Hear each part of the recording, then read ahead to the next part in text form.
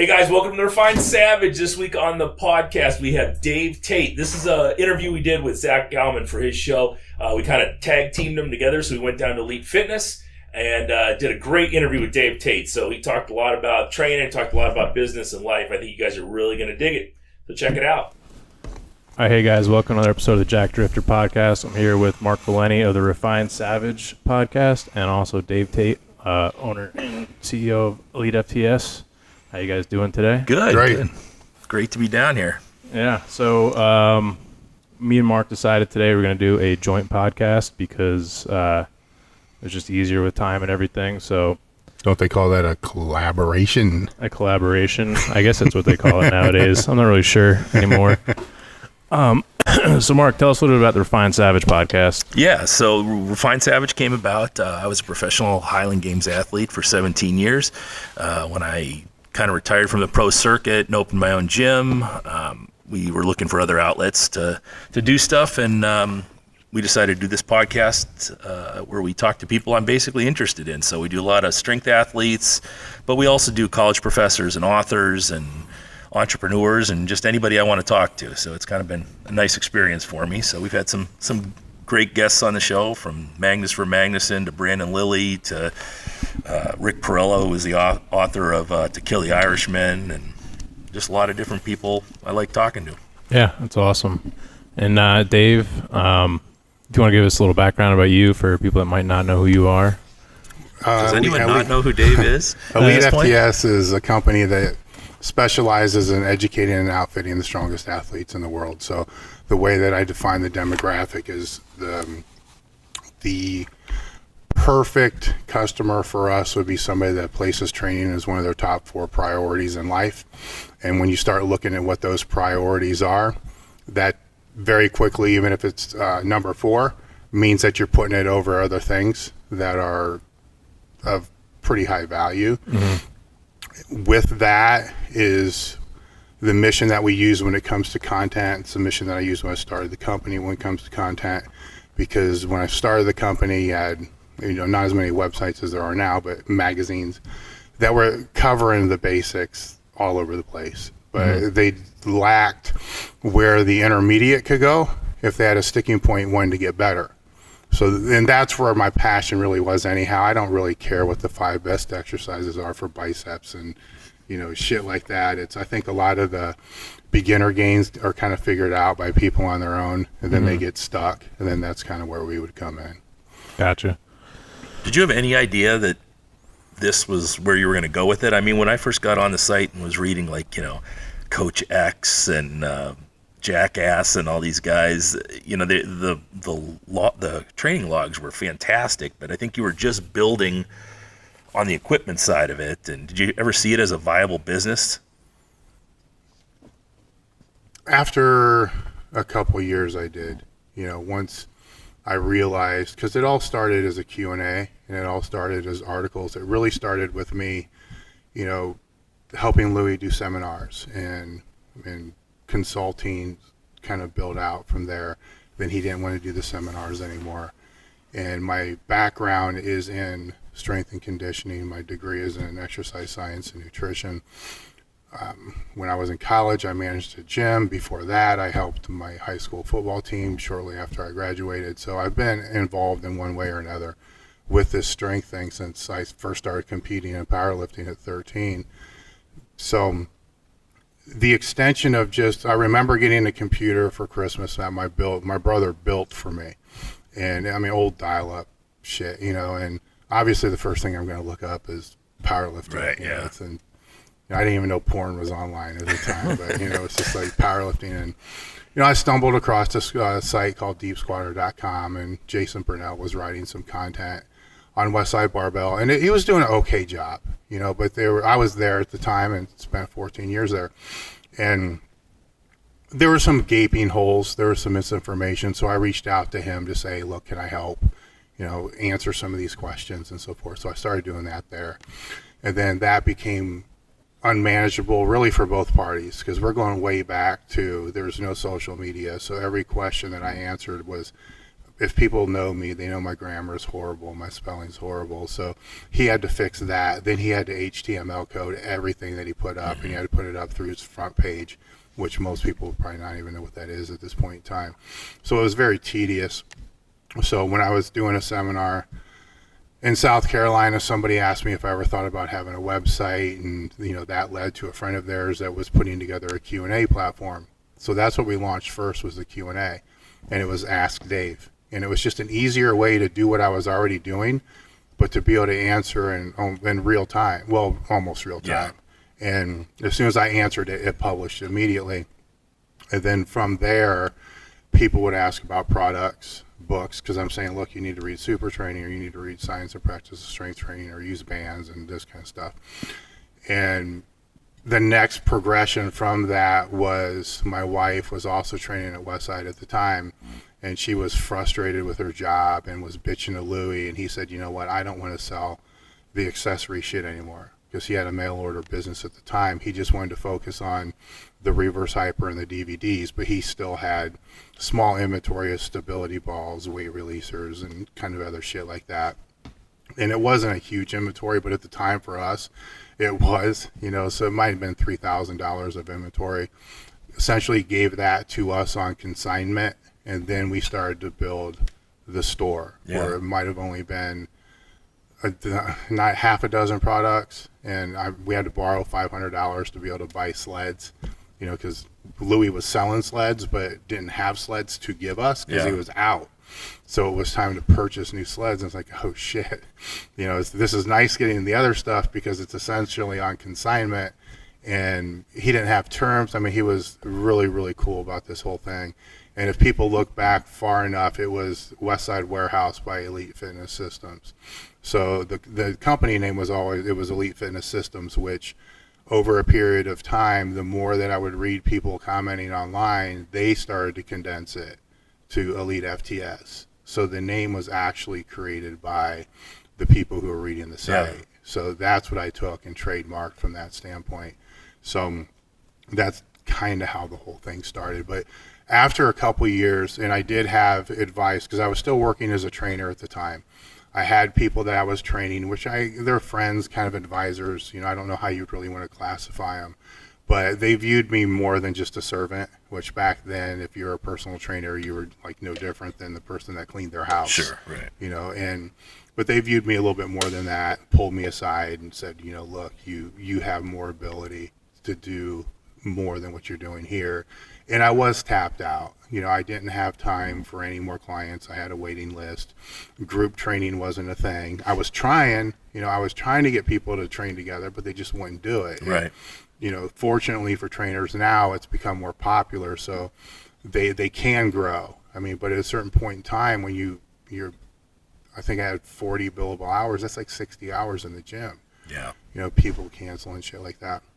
And they saw that, and I wanted to have a kid. I was getting married. I wanted to have a family. You can't. How do you do that? Right. When you're in a gym and my own training. So I was in a gym essentially from 6 in the morning till 9 at night.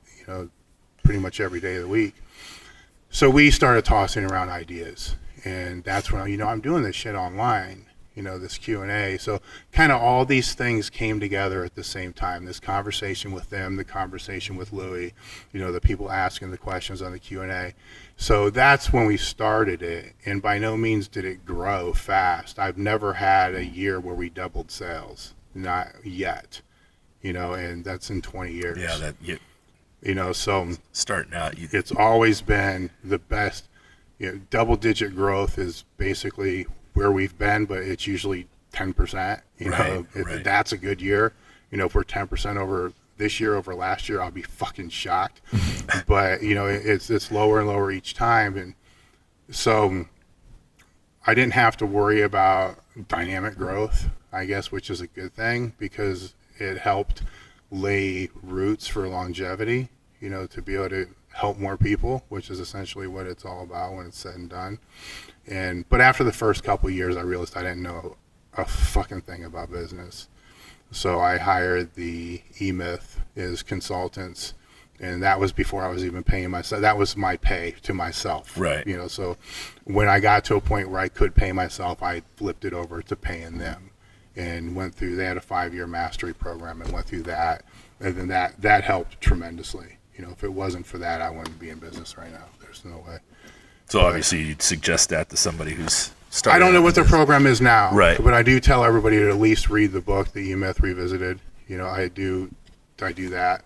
I know that their program now is not a 5-year program. I'm still a member of their site, but I only go on there if there's a form that I need, or if there's a question that I have, or I need to brush up on something. And even when I went through it, there were certain sections that I went through that were a little dated, because it was still for kind of brick and mortar, and I was e-commerce. So I remember having, it's not cheap. I mean, it's probably more affordable than people think, but to me back then it was not cheap. Yeah. I remember a whole 8-week period of time where it was all on finance, and that's fine, learning how to create profit and loss statements, balance sheets, and all that other kind of stuff. But the whole time I'm like, I have QuickBooks. I just need to know how to read these reports. I don't need to know how to fucking make them and how to file all the shit. And it's not like it's not like QuickBooks or, CRM or accounting programs are going to go away and everybody's going to have to do it with index cards again. Right. It's only going to advance from here. But other than that, it was a good thing. It helped me a lot because it helped me realize that if you're going to run a business and if you're going to be an entrepreneur, then you need to be the entrepreneur. And one of the hardest things that I had to do back then, which now seems so trivial, is the Q&A was Ask Dave. And they were telling me, you need to get off of that. You need to focus on building the business. I'm like, I can't get off of that. That's why people are coming, is they ask me questions. And they would just, harp on me that you're not the only one that can answer the questions. And so that's when I brought on Bob Youngs, and then shortly after that was Coach X. And it helped because I was able to bring in, somebody like Bob, which was, he could answer the same type of stuff that I would typically answer, and sometimes he could answer it a little bit better than I would. But I wouldn't say he was bringing a different level of knowledge to the table. It was kind of the same level of knowledge, but it freed me up a little bit. But Coach X, Tom Mislinski, Joe Ken, all these guys are bringing a whole nother avenue to the table that I always wanted on the site. And Joe DeFranco was on there, Martin Rooney was on there, so I had all these people that were from different sectors that were able to answer questions for people. So, yeah, you put names in my vocabulary, at least, that, nowadays you look at them like the Joe Kens and Buddy Morris, and Joe Ken, and with Jason Ferrugia, just Zach Avanesh, and you were dumb enough to put Pulcinella on the. He was, a mistake. He knows, what the thing with him is, he knows his shit more than people give him credit for. Yep. But his humor is just amazing when he's on point, and that I'm like, we got to bring this guy on because he is funny as fuck. And I don't know if you were were you at the one Learn to Train where he was talking about, oh my God. Yeah, I interviewed him at that one. And, he did, we had a Q&A at the end of this Learn to Train. And somebody asked him specifically, why did you want to start a gym? And we were filming this stuff. And for the next 25 minutes, every one of us were laughing so hard that, my side was cramping. It was the funniest. It could have been a stand-up act. I get, he was one of like 5 people that I invited to my wedding. And I get a text from him literally once a week where some catastrophic thing has happened in his gym and he's closing it down and he's throwing everyone out, or he's doing something like, he told me a story about he threw a life cycle at one of his members one time. And he's just, there's always something happening. His whole world is imploding. And then the next week it's fine again. So. Yeah. That seminar was, that right there was probably one of my biggest disappointments out of the seminars because we filmed it, but then it didn't film. I'm like, oh, fuck. This right here would have been viral shit because it was unbelievable. But I tell everyone who wants to open a gym, if you want to open a gym, my best advice to you is follow Steve Pulcinella on Facebook for a year. And then if you still want to open a gym, Godspeed. Which is funny because every time I've been down there and seen him, he's usually asleep at the desk. So I don't know why he's complaining all the time. I know. It's if he had to work someplace else, he would fucking shit. But we've always, to the site, we've always vetted who we brought on. very, very hard. Sure. Because they're representing a brand. They're representing not only just Elite FTS and myself, but the reason I have the company is to give back for all the people that helped me. So in a way, they're kind of representing all them and that whole concept of, giving back and helping, just for the act, because that's how the gyms were that we grew up in. Right. People help because they wanted to see people get stronger.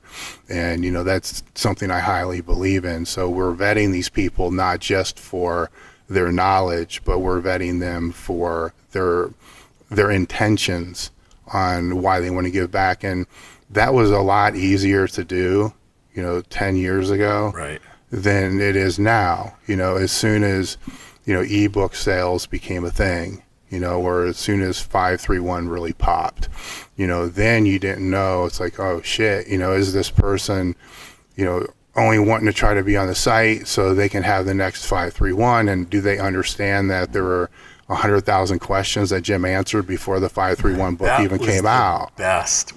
My favorite is 531 questions, where people would ask him, "Can I replace this for this?" Or can I put in this exercise? He's always like, "Yes, just put it in." It's just constantly the same question over and over again. Can he take something out and put something else in? Well, I think I calculated it out, and before the book came out, he was at something like 87,000 questions before the book. Wow.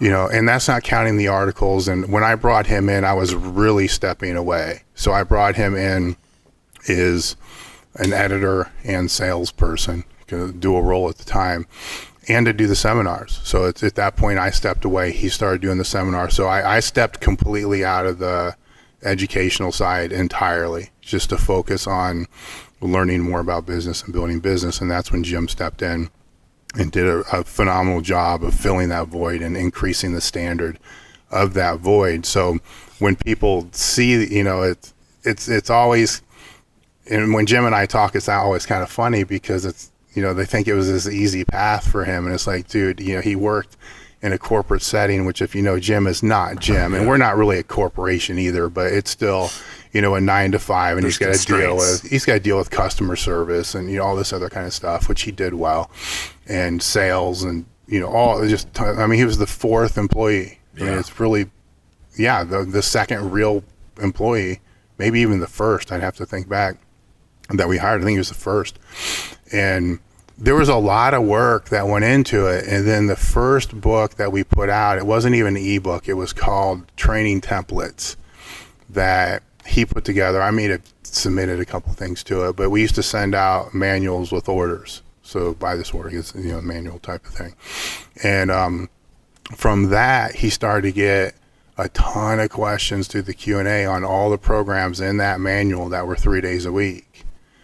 So what he wrote after that was the 3-day-a-week ebook. And then from that 3-day-a-week ebook, he started to get a ton of questions on one program in there called 531. Then he wrote the 531 program. So everything in hindsight looks like the best marketing in the world, because it was kind of the perfect educational content funnel to be able to come out with what he came out with. But, alongside of that, he laid the groundwork. So even if the program sucked, a lot of people were going to buy it just to support Jim. Yeah, and that's an amazing part of business when your goal is to help people. You get that back a lot of times. And then on top of that, the program really worked. Yeah. It's beautifully simplistic. Yes. It's beautiful. And I always said, when that first came out, I said, well, shit, I was doing 531 10 years ago with Judd Logan. It was the same basic concept, but he made it into this package where it's world famous now, and there's high school football teams doing it, and power lifters, and people who are fed up with CrossFit, and it's so beautiful in how simplistic and effective it is. Yeah, Jim has got an ability, a great skill set to simplify things and make them very concise. Yeah. Which, when we were speaking together, was a great compliment to me, because I'm extremely long-winded. So I'll talk about the dynamic and max effort method for an hour and a half, and then Jim would get up there and say, okay, guys, listen, this is all of it. It's all you need to know. 1 day a week, you have to push really hard. All right. And then the other day a week, you just push fast. Right. and that's it. That's all you need to And know. you're talking to meatheads, they totally Yeah, and I'm figure it like, out. holy fuck, he just summarized in grunts and groans and maybe 5 words, what I just spent an hour and a half trying to explain. Yeah, I just met him this weekend at Swiss, and I happened to sit down at the bar, and he's sitting right next to me and drinking Pepsi like a 6-year-old. And we just sat there. We didn't even talk training. I think we talked about Netflix specials for like 2 hours, What was He's the special? No, he was. No, you got to answer that because everybody's looking for the next shit on the Netflix to watch. That's right, because everybody's watched it all. Well, yeah, it was mostly. Have you seen this? Yeah, I've seen that. Have you seen this? So we ended up talking about Frasier for like an hour. Yeah. It's like these old episodes. But yeah. 531. Yeah, it's a great introductory program. I mean, it works for all levels, but I think that's probably gotten more people, I think, out of like CrossFit and other things into powerlifting. Just they see that program like, oh, this is simple. And I think a lot of the initial, I don't want to say initial sales out of the gate, but there were a couple peaks, in the sales with that. At some point in time, it did hit CrossFits, and people started to use 531 before their workout of the day. Yep. Or a condensed version of that, and that really helped create that. I believe it was a second peak in sales with that. That became like, remember it used to be the bigger, faster, stronger for high school football teams. That became the strength training for CrossFit gyms. Everyone was doing 531. For a while, there was some cube stuff going on too, but 531 always seems to be where everybody's coming out of. When they come to me and they said, well, I was at CrossFit, No Mercy down the street, and then I started doing 531, and then, just like I said, it was the easy template for everyone to follow. They couldn't screw it up. yeah, and especially in a sport like CrossFit where everything is written out for you and there's no, it's all comes from headquarters. Obviously that's changed now, but back then it was definitely easy for them to absorb because they're already used to a workout up on the board. They come in like, all right, this is it, 5, 3, 1. These are percentages. Yep. So people, they absorb that really easily. But speaking of CrossFit, good thing or bad thing for you over the years? The grand scheme of things. Is there a politically correct way to say this? I never really embraced it all that much, especially in the beginning. And a lot of that was because at that time, and now we're going way back, right? So at that time, a lot of the higher ups were really, really seriously disrespecting the strength and conditioning field, strength and conditioning coaches. They still are. And trainers. And, it's back then I was a lot more emotional than I am now. So I took a lot of that shit personal. So, you're talking about friends of mine, saying they don't know what the fuck they're doing when I know that they do. It's why can't you just focus on what you do, and let them focus on what they do. And I don't believe it's like that anymore. But at that time, I really didn't want to have a whole lot to do with it. I spoke at one of their seminars, and, that's an interesting story with that. But they treated me well. They treated me very well. The people who were in attendance there, and it was most of their affiliate owners at the time, pretty much most in the California region, they knew more than I thought they did. I mean, I went in there with pretty low expectations, which probably wasn't, fair to them, but they far exceeded my expectations because usually when you're doing a seminar or something like that, there's always somebody in every group. It's like, oh fuck, okay, right away. There's that somebody, and so there wasn't even that, So overall, it was a decent experience, but I walked away still not really knowing what it was about, and because of that, I'm wondering, does this really fit into being in the top 4 priority? Is this my target market? Is it not my target market? And this was before the games and all the other kind of stuff. So I kind of decided, and I had help, I called a lot of coaches and so forth to see if it really was my target market or not. And pretty much everybody was in agreement at the time. No, it's not, and so I just kept doing what we do, which, we put the education and, the products out for anybody that training's the top 4 priority. So if they fall in there, then they fall in there. I mean, there's a lot of powerlifters now that I don't think that falls in there, because that sport's changed. Now we have recreational powerlifters where it might be their 8th priority, where many years ago there was no such thing as a recreational powerlifter. You either competed or you didn't powerlift. Right, you lifted weights or you were a powerlifter. Yeah, it's just how it was. So, and if they competed, that's automatically thrown up there in that top 4. So I never came out and bashed it, and I never will come out and bash it. I just didn't see it as an overall spectrum being something that fit the target market that we were trying to serve. And, if they do now or if they do not now, I've kind of learned over the years in business that, and we're seeing it with powerlifting, as like I just said now, that you can't target sports. You have to target the people, because sports today are so vast that almost every sport has a recreational side, and then a side where people are, club side, which I think is starting to get into the top 4 priority, and then, the higher competitive side. And when you focus on the individual and you focus on that kind of target, it's harder to target online, because it's not like you can go pick a group that's going to hit that. Because I can pick age, I can pick sex, I can pick interests, I can pick all this other stuff, but there's nothing in there that says, are they serious about what they do? Sure. Yeah. So you can't really pick that. So it becomes a little bit of a marketing issue, because you can't really ever get actually in front of that market without getting in front of people that don't fall into that market as well. So just indifference, I suppose, would be my answer to that. So I think that the top level at CrossFit still has that same mentality. It's still the old guard, but I think the coaches below it at the affiliates started to figure out what the bullshit was, and said, oh, if I really want to send my athlete to the regionals, well, maybe they need to be deadlifting more. Maybe they need to jump on a reverse hyper. They need, we need to start focusing on their weaknesses and adding in some auxiliary work instead of just Metcon. Now that part I respect. I mean, if you're looking at trying to send somebody to the games, right? And to sport like anything else. Yeah, to the high level of the sport. I have a lot of respect for coaches that work with those athletes, because how the fuck, that's like training a decathlete. Right. I mean, that is, there's a lot of serious programming that has to go in there. There's a lot of recovery. There's a lot of periodization.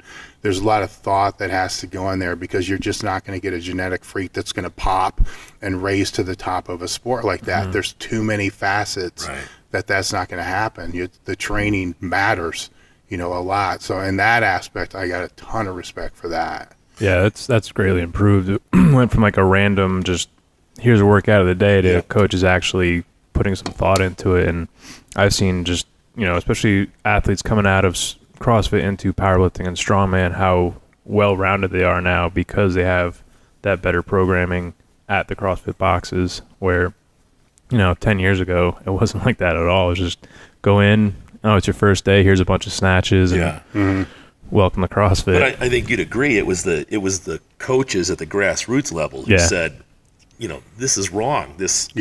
Going to the CrossFit workout of the day every day and just doing that wasn't helping your athletes. After 6 weeks or maybe 6 months, they just stopped improving. Yeah. But at the same time, from what I understand of the culture, the business end of the culture, and the franchise and all that end of the culture, it's pretty much, here's your franchise, do whatever you want. So, all right, which a lot of people will say, well, that's a negative thing of a franchise model, but what you just spoke about would be a positive thing of that franchise model, because it allows those pivoting, those pivots to happen at that local level. Yeah. So to me, looking at it from a business standpoint, I think what they've done with that franchise model is brilliant, to be honest with you. Yeah, you don't hear from them unless you pissed them off and now they're going to sue you. But other than that, you don't hear from them. Were you ever a CrossFit affiliate? For about a year, we were across. My wife was a regional competitor, okay. So when we got together, I was training,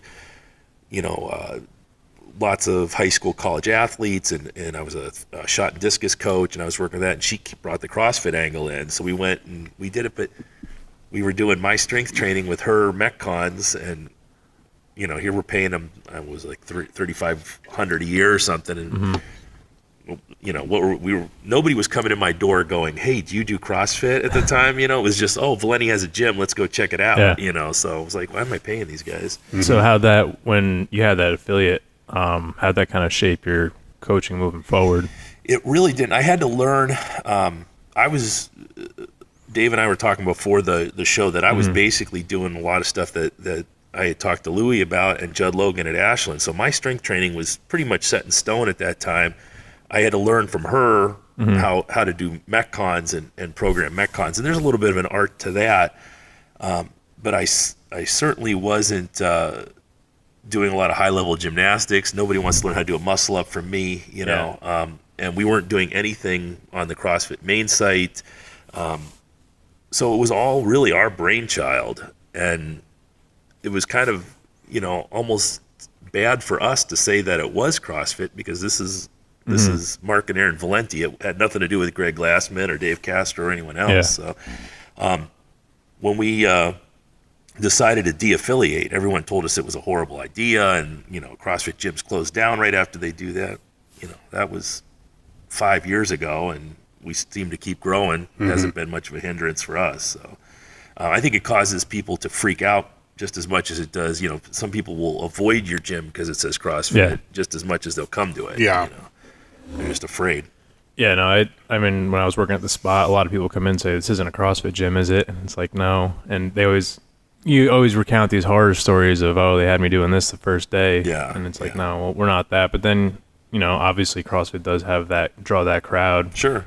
And I'm a big fan of it for how many people actually came into strongman from CrossFit and grew the sport. And so, especially women on the women's side, the strongman's just grown tremendously. So, I actually have to thank CrossFit for that. And so I find it hilarious when I still watch people bashing CrossFit and strongman forums. I'm like, you're the reason that we have, or CrossFit's the reason we have any, prize money or big things nowadays anyway. So, and a lot of those guys, I mean, I don't care if they're 170 pounds. I can't do a 365-pound overhead squat. They're stronger than me in a lot of those movements. I think people got to be willing to say that. I think what some of the, if you're seeing the bashing of that kind of stuff, it's probably similar to powerlifting, and usually that's coming from the guys that have been around for a long time or been around for a while.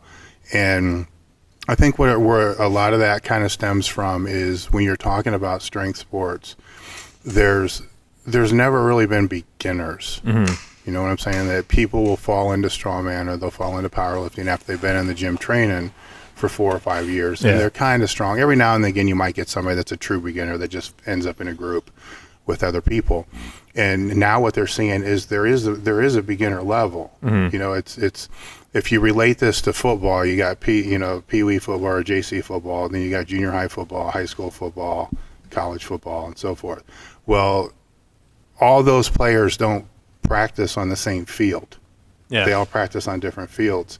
But when it comes to strongman and powerlifting, all those players are in the same gym. Or they're all in the same meet. So now they're looking around, they're like, what the fuck is happening to my sport? Because all these people are here. It's like, well, these levels, it's not big enough yet to where there's going to be novice, what I'm saying, novice meets and so forth. But as it grows, maybe that will happen. And then that will separate the field, which will be actually better for the novice athletes because they'll get better coaching and better help. And it will be better for the, the intermediates and the pros and so forth. There's always going to be pro qualifiers and stuff like that. But that's where I think it really stems from, is they think that it's overtaking the sport. And it's, the beginners may outnumber the number of serious competitors, but I'll tell you something, there's more junior high football players than there are NFL players. That's a good point. So the pyramid's starting to shape with a base and a peak. And the strength sports, the way it is in other sports, which over a period of time, you're going to see crazy shit happen at that peak. Because you got a bigger base. So it's not just going to be genetic outliers that fall into the sport that do crazy shit, which is the way it's kind of always been. Now you're going to have people developing through a base. So the question then becomes, who's at those grassroots levels with those people coming in to be able to make sure their technique is good and that their training habits are good to be able to rise to that top level. And if I do see any problem with, and I'm only guessing in weightlifting and strongman because they're so similar to powerlifting, is that the attrition rates are really high. Yeah. And that's a hole in the bucket that I think through strength sports needs to be fixed.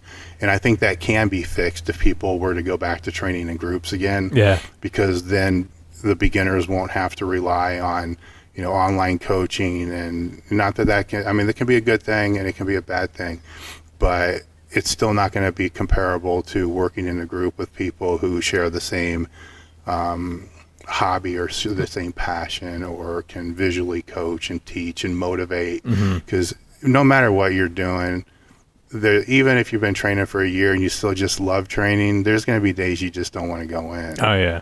But if you have training partners, then you're still going to go in. And some of those training sessions will be some of the best training sessions you'll ever have. Yeah. That's just how I kind of see. I like to look at things more from I like to look at the whole forest instead of just like and the tree. That's kind of one thing when I talk to somebody about programming for them or coaching them, is like, where do you see yourself in 3 years? Do you still see yourself doing this? And do you understand what sort of, obligation it is to be at the level that you think you want to be at? Because it's not a 2 or 3 year progression. It's 5 years, 6 years, 7 years, 8 years. And so that's one question I always want people to think about when they're getting into it. And they say they want to compete at a high level and, maybe do some things that might have negative impacts or positive impacts for the rest of their lives. And it's just kind of like, think about it, because the attrition rate is very high. Like, these people come in 2 to 3 years, they're done, they're injured, they tear a bicep or something, like, I can't afford this anymore. So, if you talk to anybody in powerlifting or strongman that's done it for more than 6 years, those medical bills add up. Yeah. And I love your idea of looking at things kind of as a quadrennial. Yeah. That's how I look at, lifters that I'm going to help is, here's where I think you can be in 6 meets or 5 meets or 3 years. Well, or we just talked about that before we started. Yeah. And then you work backwards from there. It's like, okay, here's where you want a pro total, or you want to be a pro strongman or whatever it is. All right, well, now let's work back. And usually if you work back over a 3-year period of time, is the first 3 months is only going to be skill technique work. They're not going to be upset about it because they see, okay, this is super important, and they're not going to want to max out every week. Yeah. Because that's not working towards that long-term plan. And that was really kind of drilled into me when I first came to Westside, because the conversation with Louie wasn't, the junior nationals or the next meet, or the nationals or the next meet. It's like, in 3 years, you're going to be here, and I came in, it was after I tore my pec, so I was probably 250, and I was considering going back to 242. It's like, no, you're going to be a 308, it's going to be, this, you're going to do this, you're going to do this, you're going to do this. Now let's work back from there.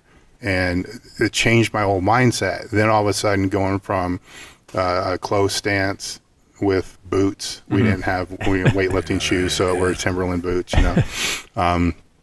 so a closed stance, big quad type squat, moving it out to a wider stance squat, knowing that my squat was going to dive bomb, which it did. It went down about 80 pounds.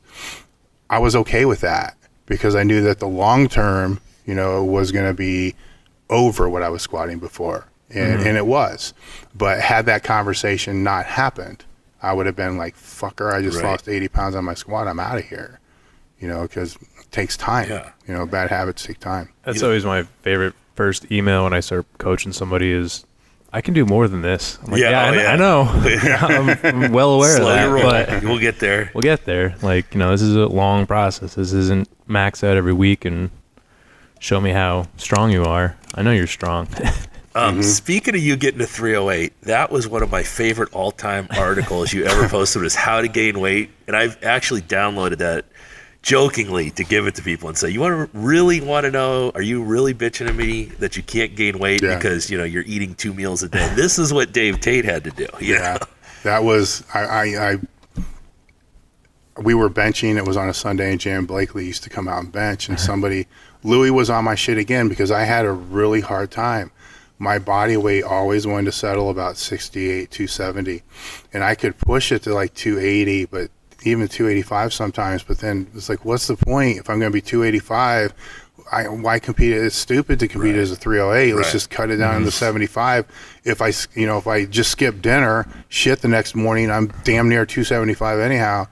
And so Louis was on my shit about not gaining weight, and I'm telling him same thing everybody else does. I'm eating everything I can fucking eat. I can't eat any more food. And then JM said, I forget how he said it. I love how he calls you out in the parking lot. You're like, yeah, he's like West Side. You have to tell me in the parking lot. Yeah, he's like after training, let's go outside.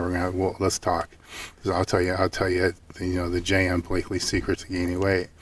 And I'm like, why in the fuck we gotta go? This is West Side Barbell. You gotta go in the parking lot. And it was like this big fucking secret. I'm like, oh man, he's gonna tell me about some drug I don't know about. Right. Some really fucking cool shit that I'm gonna take and be 20 pounds bigger in the next fucking week.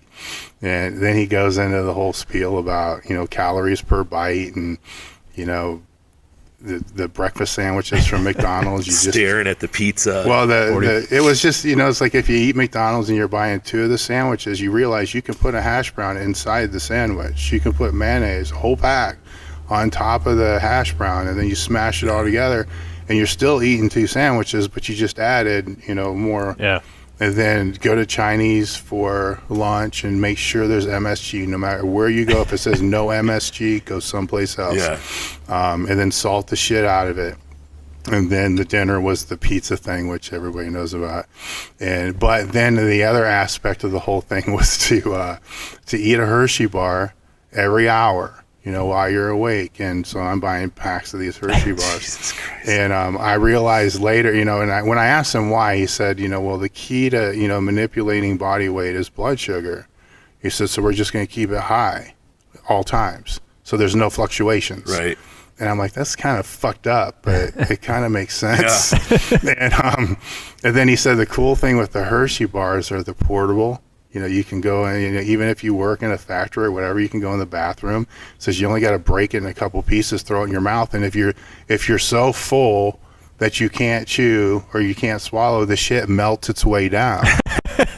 And I'm like totally buying into this, and I'm like, holy shit, right there's like an extra 2,000 calories per day.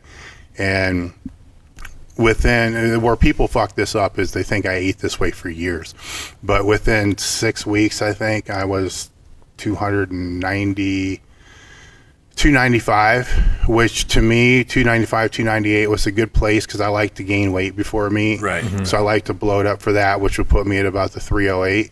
So that's kind of right where I wanted to be. But when I went back to eating more normal, the way that I typically would eat, my weight never dropped down under the 85. So, or actually 290 to 285 was the point where it's like, okay, I need to really focus on getting it back up to the 290 again. But it definitely caused a shift of at least 5-10 pounds, which at that point in time was the difference between being a shitty 275 or, a top ranked 308. Yeah. And that's what it was. Now, could it have been any other force feeding? Probably, but he had the science, the high blood sugar all the time, the sodium, the carbohydrates. So if you're looking at the sodium and the carbohydrates and the ton of water, there's a lot of glycogen loading going on. So you're holding muscle, or you're holding more fluid in the muscle.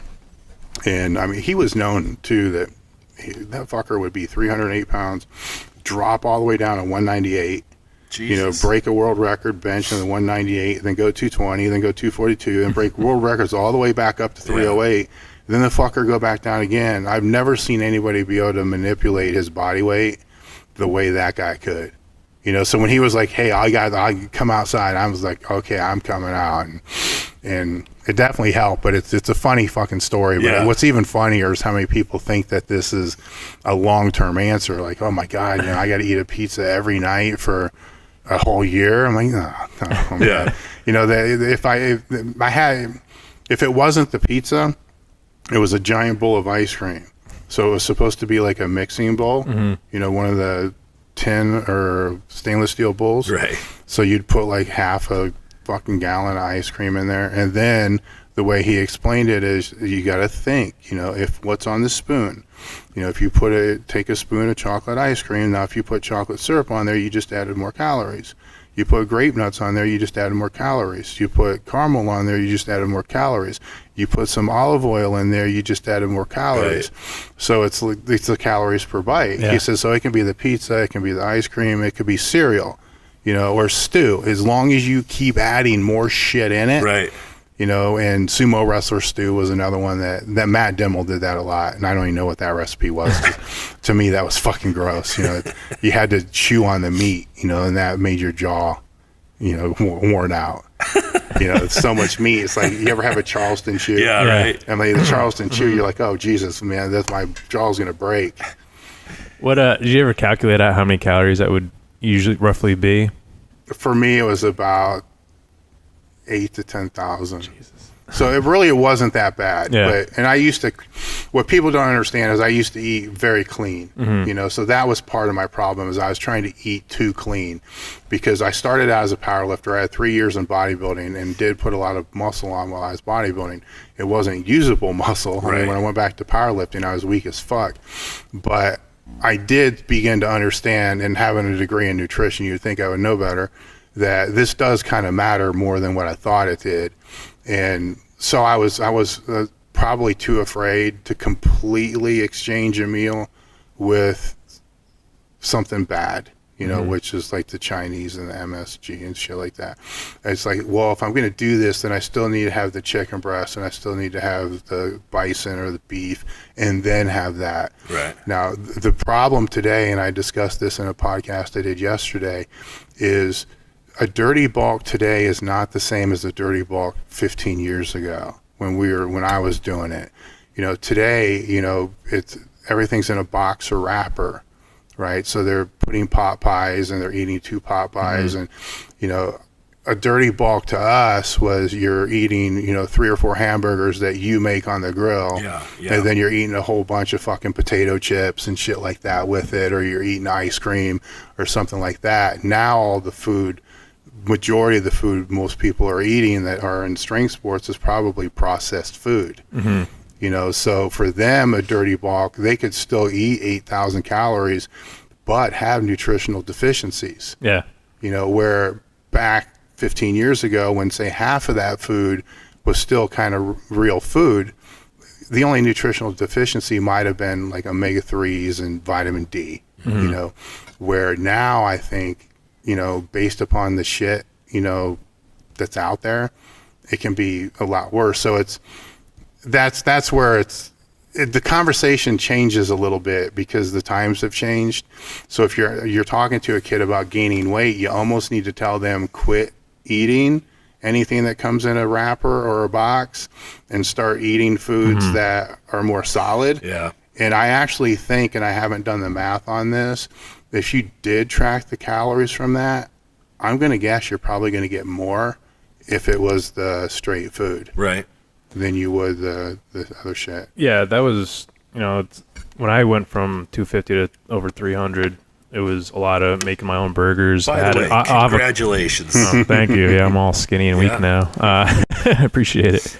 But it was, I ate an avocado with every meal and had burgers with, lettuce and tomato on it and vegetables, and, chocolate milk was a big factor of that. Yeah. But I made every meal. Like, I didn't go out and eat a pizza. But even then, pizza still probably has more than you something, Pop-Tarts. Pop-Tarts are shit. Yeah. If you go and get a pizza with vegetables and meat on it, you're probably going to get some good. I mean, one time I went down a rabbit hole, a YouTube rabbit hole on if it fits your macros, and I can't sit and speak definitively, on this because it's, one day going down a rabbit hole for 2 hours. But, it's just like, well, if the Pop-Tarts and the chips and all that kind of shit fit your macros, and, from a bulking or gaining weight standpoint, I kind of see your point with that, but there's still deficiencies, that can still be problematic. And you're still going to have a hard time getting your protein. Yeah. Well, I think that was a big problem with it. If it fits your macros, is people are like, oh, this is an excuse to eat like a 5-year-old, so I'm going to do that. And it's like, no, you still got to eat like an adult 95% of the time. But if you want a bowl of ice cream, you fit it in, cool. Yeah. But it doesn't mean your whole diet is ice cream and Pop-Tarts. Yeah. I mean, even with the probably the strictest diet I did would have been with Justin. You know, that there was probably the tightest controlled diet that I've ever been on. It's probably the leanest and the biggest I ever was. There was still a lot of room, you know, for there. It's, you know, and it would be me sending him in, you know, like, dude, I am wigging out right now. I got to have something. He's like, look, just, you know, have the cheeseburger. You know, it's basically if it fits your macros, but 90% of the whole thing was still solid. You know, this was all more for sanity. And we knew that I wasn't going to step on a stage either. So it was just getting 4 weeks out. You really got down the rabbit hole for a while there, though, with the bodybuilding, right? I was going through an identity crisis. Yeah. You know, so done lifting, wasn't sure what you wanted to do. Yeah. I mean, when you spend your whole life, you know, from 83 to 05, you know, I was always training for a meet. There's a couple years I was training for shows, but there was always a meet that was coming up. And then there's no more meets. And it's like, well, fuck, you know, what do I even train for? Yeah, I've been there when I left Highland Games. I totally get that. I didn't even know what to train for. It's like walking into the gym was just like, what's the fucking point? And I'm like, well, I can't not train because I do like to train, but there's no intent. There's no purpose. And right around the same time, we brought Justin on for the Q&A. You know, for nutritional stuff. And I mean, he was a big fucker too, and he was strong. And he just came off his first powerlifting meet, and he totaled well over his elite. So it's like, holy crap, this guy doesn't even know what he's doing. He's strong as fuck. And then I'm talking to him and find out that he helps guys prep for shows and all this stuff. And the only thing I ever really wanted to know, I'm like, what the fuck? How does a pro bodybuilder, you know, so relate this to strongman and relate it to powerlifting. How does a pro bodybuilder turn pro and then within the first 2 years or the first year puts on 25 pounds of lean body mass? How the fuck does that happen? Yeah. I mean, that was like somebody getting a pro total, you know, in powerlifting with an 800-pound raw squat, and then the next year stands up with 1050. Like, how the gains don't happen like that at the top level. I'm like, what the fuck? You know, how is this happening? He's like, well, it's easier if I just show you. And I'm like, okay, man, I'm all for it, but I'm not doing a fucking show. Right. And, you know, some of it was I can't hold the poses because my shoulder's fucked up, but I still wasn't going to do a show. Anyhow, that's a big leap. I've done that. Yeah, I've been there. I know what the reward is for me, and it wasn't ever worth it. And that's when the whole carb cycling and, you know, the intra waxy maze bullshit and all this other kind of stuff. And I learned a lot about nutrition through that whole process because a lot of the things that I thought were true, my own biases, you know, were shifted tremendously because everything changes when you're in a calorie deficit. Things matter, you know, supplements matter, protein shakes can matter. Those things really can make a difference because you're in that deficit. And when you're not in a calorie deficit, man, the room for error is so fucking big. You know, it's you can basically say, you know what, nutrition's not important. You know, take a multivitamin, some vitamin D, you're cool. You're probably satisfying all your needs. You start wrecking those calories down under maintenance, there's a lot of shit. Then you don't have energy to train, so now your training's fucked up. So that's where, you know, that was a very interesting process. It was, I would never do it again, you know, because, I mean, you can't leave the house for longer than 2 hours. So I didn't want to pack food. Yeah. You know, I could never get over the stereotype of lugging a cooler around. Cooler in your So it's like, you know, fuck it. You know, if I got to pack one meal, that's fine, but it's not going in a cooler. It's just going to go in my gym bag and in the fridge wherever I go. So just going into Columbus was like, oh shit, you know, if it's not worth it, I'm not doing it. And on some days I could. On a low carb day, there were only 5 meals. I had more freedom. It's kind of like I can get out of jail a little bit longer. On a super high carb day, the meals were every hour and a half. It's like, fuck. Yeah. You know, can I even drive to work? Because if I get a flat tire and I don't get, I mean, this is your brain gets so fucking warped, you know? It's like, I need an oil change, but fuck, I need to get somebody to do it for me because I gotta eat, you know? Yeah, I remember when that was all going on. And, well, you know, like I totally get that. You know, you're done competing. What do you do now? I needed a mental challenge. I really did. And that led on to that. And then when that was over, you know, the Wendler was still working for me at the time. So this was funny as fuck. I got down to 248, I believe, was what the final bottom weight was. And that was after diuretics pulling off 5 pounds or whatever it was, did a photo shoot, went to Myrtle Beach for 10 days and came back at 285. And I walked in the office, and I remember Chris, who was our purchasing and customer service at the time, she was looking at me like she didn't know what to say. Right. Wendler just hit the fucking floor. And then it was, having to update with Justin when I got back, and he's like, oh my God. And I said, well, you told me that you make the best gains during the rebound. Right. And he's like, not like this. Right. Yeah. And so that led to, a mini diet. And then it was intriguing to me. And then it was like, well, I wonder how other people do this. Then I did a little work with Shelby, from that standpoint, and realized he likes people to do a lot of cardio. I mean, Jesus Christ, it was 2-3 hours of cardio a day.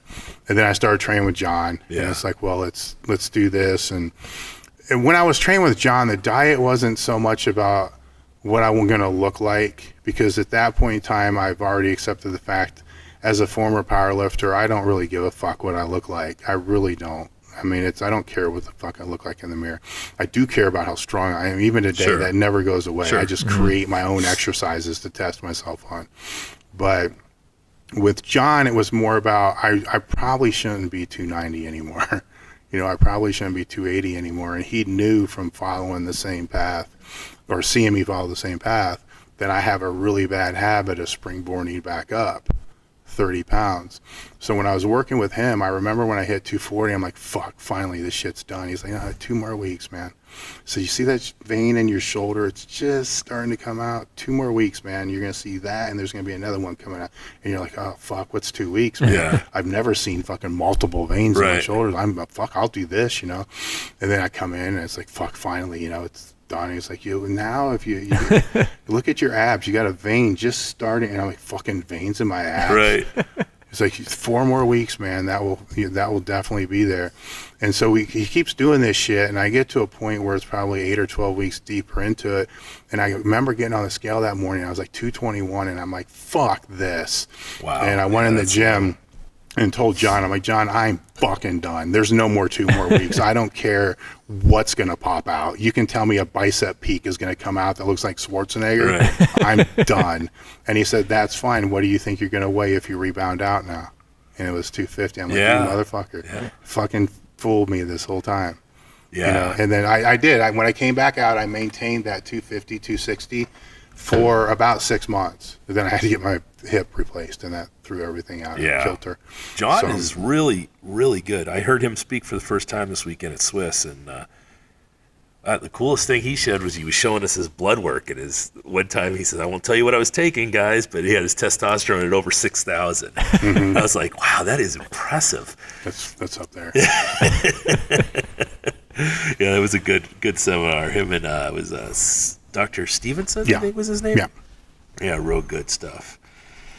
But yeah, it's going back kind of a little bit to the old guard we were talking about with all the new people in strongman and powerlifting and recreational stuff. What was kind of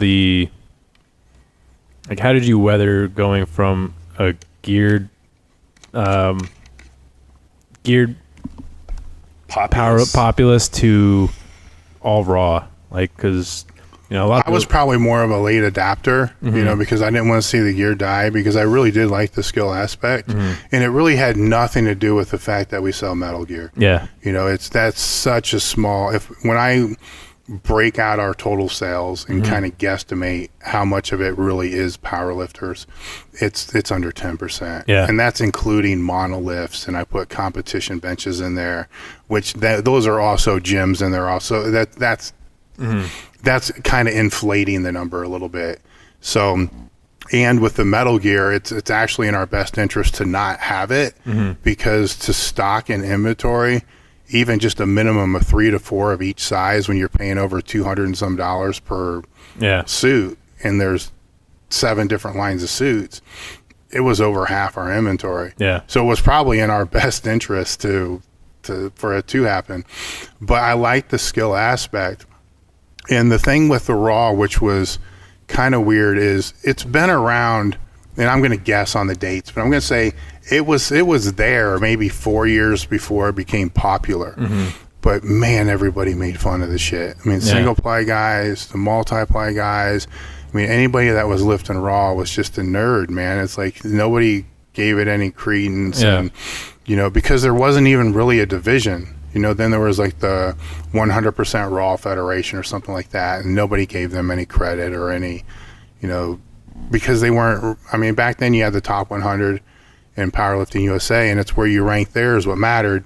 Where that didn't divide it up. There was gear, multiply, single ply, and I guess if you lifted raw, it went in there. But there really was, outside of maybe that one federation, you couldn't enter a meet raw. I guess you could.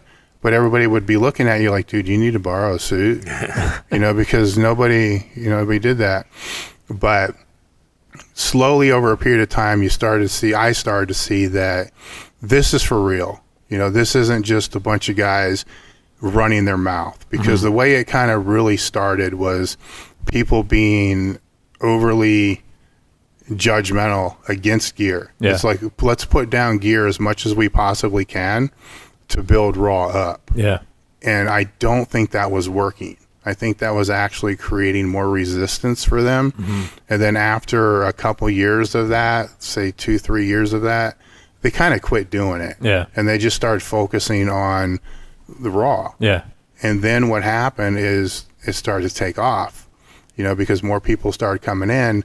And oddly enough, the last federation to actually embrace it and put a division for it was the USAPL.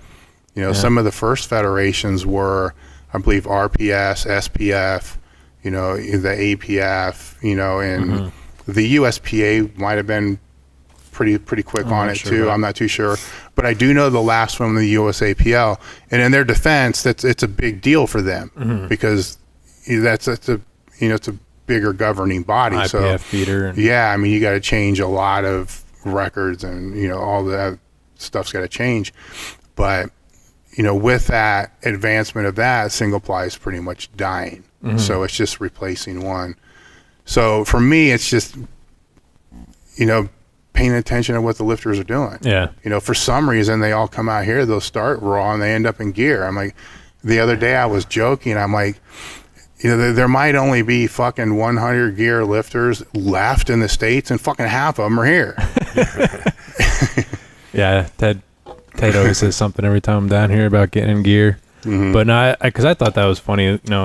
I kind of saw that transition too, and I remember about 4 years ago, even I asked a kid from Texas, what do you compete geared or raw? And he's like, what the fuck is raw? I was like, you haven't heard of it? He's like, no. He's like, that's not powerlifting. No, they really didn't know. I mean, from a company standpoint, the one thing that's been more challenging is, it used to be a little bit easier to find representatives, and sponsors and so forth, because, there's only a couple of different divisions, only a few different federations. So it's kind of, you could figure out who's really good and who's not.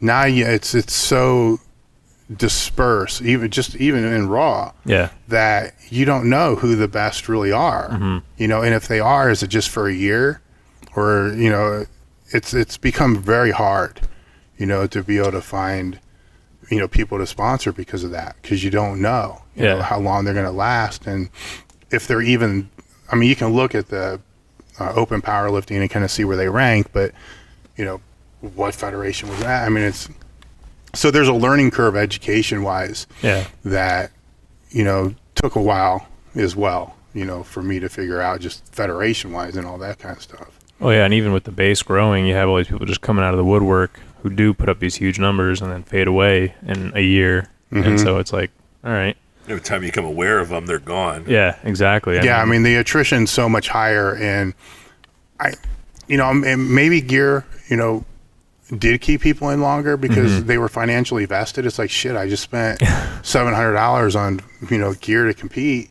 I don't know. I do think it falls really back into what we spoke about earlier. You're getting beginners in, so they're going to fall out faster because it's just not for them. And we really didn't have that before because the people were already kind of experienced in the gym. Anything else? I'm good. We're about an hour in right now, so I don't know. You gotta get back up to Cleveland. Yeah, coaching the evening classes tonight. So me and Davey have the exact same dog I was telling him, so I got to go save her from her kennel too. So. Yeah. So I mean, if you guys want to wrap this up, we can wrap it up. Yeah, I want to thank you for inviting me down. It's really been great. Thanks for coming down. Yeah, thanks, Dave. Appreciate you taking the time for this, and Mark, thanks for letting me share this podcast with you. We'll put these out and see if we can get some people to actually listen to it. So yeah, if you guys are listening, make sure you go visit elitefts.com. Then also follow the Refined Savage podcast on Instagram. Anything else? Sure, everything else at Refined Savage Brand on Instagram, because you got to put your social media plug out there. Exactly. Dave's Under the Bar on Instagram. Yep. And Z-Galls and the Jack Drifter for me. And I'll see you guys later. Don't forget I eat it. Oh, I'd eat it too. Me and Dave did an episode on there. I think me and Mark need to do one as well. Yeah. It's my little baby project on the side. Awesome. But thanks, guys. I appreciate it. See ya. Yep. That was great.